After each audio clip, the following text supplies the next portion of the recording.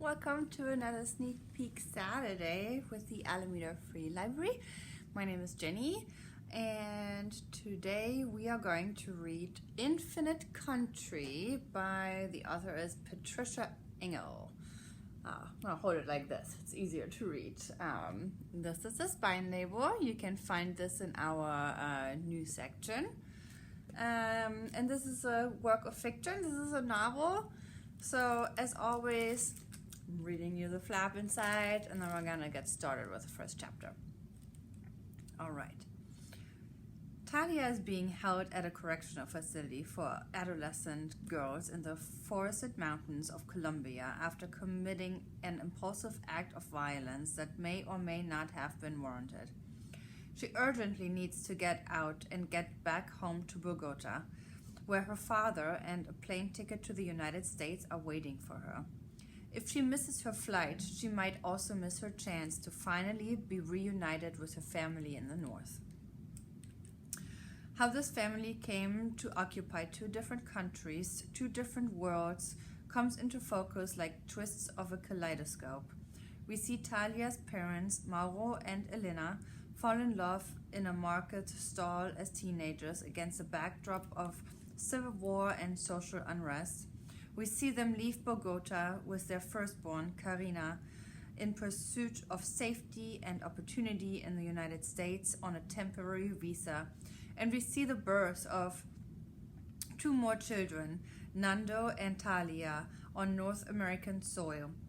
We witness the decisions and indecisions that led to Mauro's deportation and the family's splintering, the costs they've all been living with ever since. Award-winning, internationally acclaimed author Patricia Engel, herself a dual citizen and the daughter of Colombian immigrants, gives voice to all five family members as they navigate the particulars of their respective circumstances. And all the while, the metronome ticks. Will Talia make it to Bogota in time? And if she does, can she bring herself to trade the solid facts of her father and life in Colombia for the distant vision of her mother and siblings in North America? Rich with Bogota urban life, steeped in Andean myth, and tense with the daily reality of the undocumented in the United States, Infinite Country is the story of two countries and one mixed status family for whom every triumph is stitched with regret and every dream pursued bears the weight of a dream deferred. So, yeah, that.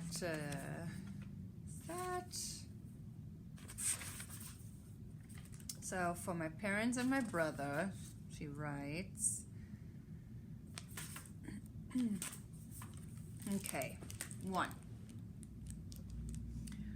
It was her idea to tie up the nun. The dormitory lights were cut every night at 10. Locked into their rooms, girls commanded to a cemetery silence before sleep, waking at dawn for morning prayers. The nuns believed silence a weapon, teaching the girls that only with it could they discover the depths of their interior without being servants to the temptations of this world. To be fair, the nuns were not all terrible. Some, Talia liked very much.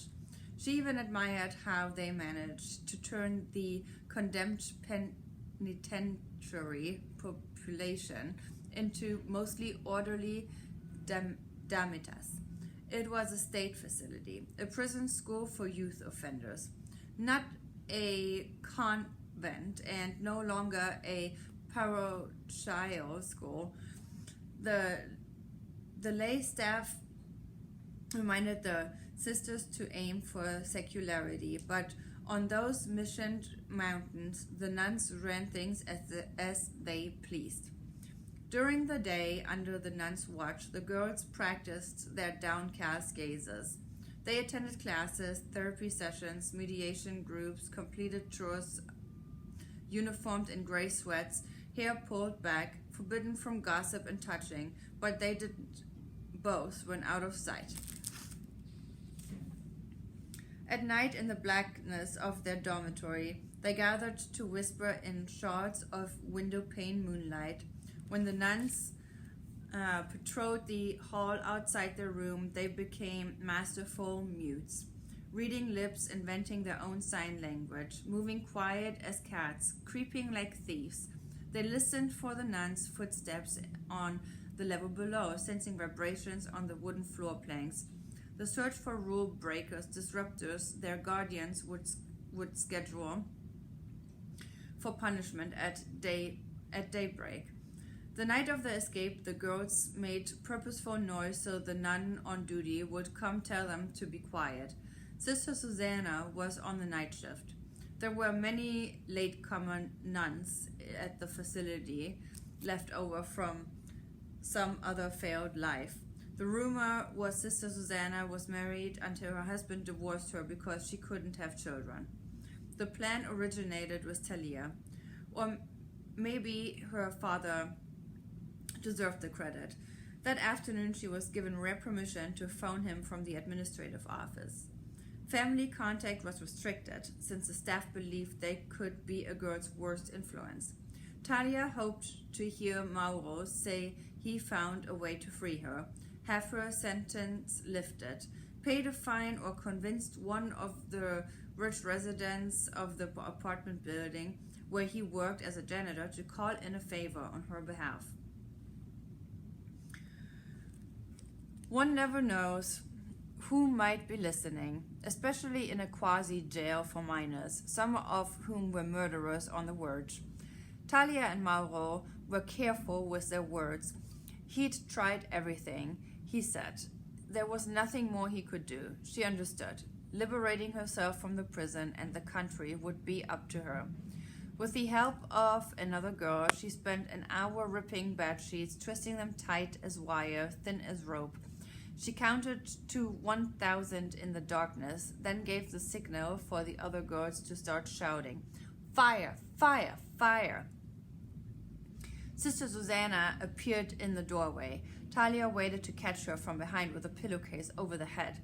They'd cut breathing holds because they weren't trying to kill anyone, only to paralyze with fright. Talia held the nun while the others tied her to a chair with the shredded sheets, her breath hot on Talia's hands as another girl shoved a sock between her teeth to gag screams. When Talia arrived to the prison school a month earlier, Sister Susanna had called her into the office and told the 15-year-old she'd studied her life as if that file of police jottings and psychological assessments on her desk could reveal anything that mattered. "You're not like the other girls here," she began. "Yes, I am," Talia wanted to say. She didn't want to be singled out, treated as an exception if it meant putting the other girls down.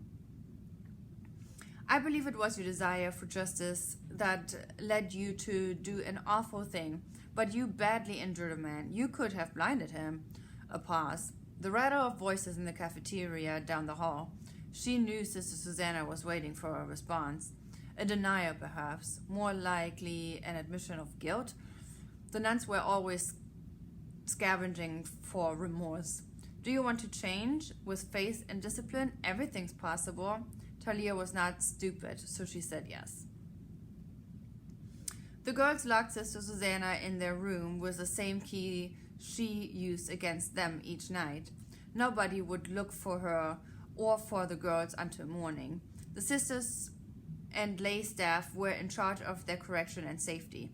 There were security guards on the property, but they were all men, so the nuns made them stay by the front gates to prevent the girls from developing crushes on and the guys from trying to seduce them, as if that were a greater menace than an uprising. The girls taking the building under siege, as happened all the time in men's prisons. The illusions that women are safer among women. The girls returned to their silence. 12 to a room. The building held 4 dormitories in different corners of the building, each under the patrol of rotating nuns and staff. They knew the other girls. They had classes and meals with them every day. That night they wouldn't worry about them, though, and Talia no longer worried about the girls with whom she planned her escape. The careless or slow would jeopardize her freedom. They would flee to boyfriends, friends, and relatives willing to hide them. But she had less than 1 week to get back to Bogota, to the airport, and out of Colombia. When they hurried down the service stairs, out through the back garden to run across a sports field and over the concrete walls backed with broken glass to the road as plotted, she broke away from the cluster, hustling east past the courtyard, through the gate into the forested hills, spiraling down toward the valley. Halting in a shadow before her final boat, she saw the guards in the watchhouse by the prison driveway, hypnotized by the glare of a small TV. She'd assumed them to be some kind of police. They carried guns, and the girls believed they could chase and shoot them in the legs if they were caught trying to escape. She ran alone in the fog, through dirt and thicket. It hadn't rained in a few days, so there was little mud. She heard night creatures, frogs, owls, hissing insects. Through the tree canopy, the rustle of rodents and bats. An hour passed. Maybe 2. Lights congealed, and an illuminated road laced the forest curtain. She followed until she heard barking dogs warn she'd come too close to the fences of a finca, so she moved down the hill to the street. If you'd passed her in a car as she walked, small in her baggy captivity uniform and expression more lost than determined, you might not have thought her a fugitive from the school for bad girls up the mountain, the place set to reform criminals in the making. She came to a gas station far from any route the other girls would have taken, approached a grandfatherly man in worn jeans filling up his truck tank, and asked for a ride. "Where are you headed?" "Anywhere but here." She only knew the facility was somewhere in Santander, and the nearest town was San Vicente Chucuri. The man scratched his beard. "A word of advice. Don't ever tell a stranger you'll go anywhere. I need to head south. I hope to make it all the way to Tundra, but I'll take any route to get there." She didn't want the man to know she was headed to the capital in case police asked him questions later. At least from Tundra, she knew she could find her way home. The man said he was going to Atoka, but would drop her off in Barichara. Lots of tourists and buses passed through, so she could likely find a way south from there. He wasn't leaving until sunrise, though. He needed to sleep a few hours before getting back on the road. She didn't want to return to the woods. Before long, the police would have turned over every vine on the mountain searching for girls. She told the man she'd wait with him if that was okay. When he finished fueling, he pulled the truck into an unpaved lot behind the station and invited her to follow. She waited as he reached to open the passenger door, then dropped his own seat back, leaning into sleep. "You can do the same," he said, eyes closed. "I won't touch you, I give you my word. I have 2 daughters, not as young as you, but they're still my babies." Her hesitation was mostly for show. Even if he hadn't made such a pledge, she would have done the same. Climbing into the truck, nudging her seat as flat as she could so her head fell below the window line, disappeared.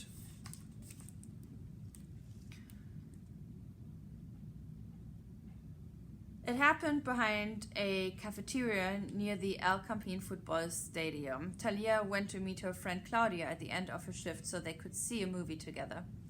She waited in the alley beside the restaurant, smoking a cigarette with a waiter she thought was kind of cute, though he sometimes spit when he spoke and used slang she didn't understand. 2 of the kitchen guys were also on break, talking in a corner of the alley near the dumpster. Talia was bragging that she'd soon be leaving Bogota for good. Her mother had finally paid for her plane ticket north. She'd meet the other half of her family, see New York and all the cool gringo shit from movies and music videos. How lucky she was, the waiter said, and asked her to write him all about it. She agreed, knowing she never would. The kitchen guys were crouched on the ground looking at something by the garbage cans. The pavement was covered in disgusting muck and roach cadavers. One of the guys stepped away to go back into the kitchen. Talia saw a small cat where he'd been standing, orange and matted. She and the waiter walked over to get a better look. She was inclined to take it home, convince her father it would make good company for him after she left the country. It happened in seconds. The kitchen guy who went inside returned with a bowl, walking quickly, and before anyone could ask what the hell, he poured a smoky liquid over the cat. It convulsed under the steam, flesh cooked, fur shriveling, dead without a sound. "Oh my God, what did you do?" Talia yelled. But the man only laughed, kicking the dead animal like a crumpled can toward the trash bins. She can only describe what came over her as a subterranean reflex, a pressure to act that coursed through her as if from the earth.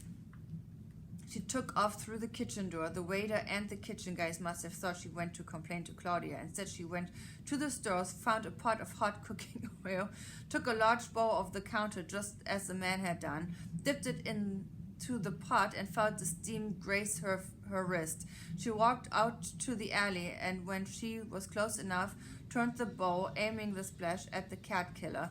Oil dripping from scalp and shoulders, arms and hand, he dropped to the ground, howling, blistering, palms and fingers, soon swollen as yams. They didn't have to restrain her because she didn't try to run. She knew he wouldn't die. If she'd meant to kill him, she would have heaved the whole pot over the stove or reached for a knife and not just a bowl. The kitchen workers crowded around him and started praying while Taylor leaned against the building and waited for whatever would come next. The ambulance arrived quickly. The police took longer, which was normal. Paramedics wrapped the man. By this time, she'd learned his name was Horacio. In a shout cry, he fell into shock delirium. The police handcuffed her and took statements from witnesses. Claudia came out and begged to know what happened, while other employees, customers, and street people also tried to get a look. They held Talia in police custody over the day and night that her crime made the city news. Just a quick mention on the evening TV reports and a few paragraphs in the local section of the print edition. They held her in a dim room with 4 other girls who said they were arrested on drug charges, though who knew for sure. The girls kept asking what Talia had done to be arrested, and she replied that she didn't know until one of the girls pushed Talia's head into the toilet in the corner, so she told them the truth. By morning, she was released to her father's supervision and advantage of being a first-time offender. The press had already moved from the story of the teenage girl burning a man onto actual murders and the political corruption scandal of the week. But she saw the newspaper clippings her father had saved at home, including color photos of charred Horacio, his face fried to a pink satiny crepe peeking from beneath the bandages.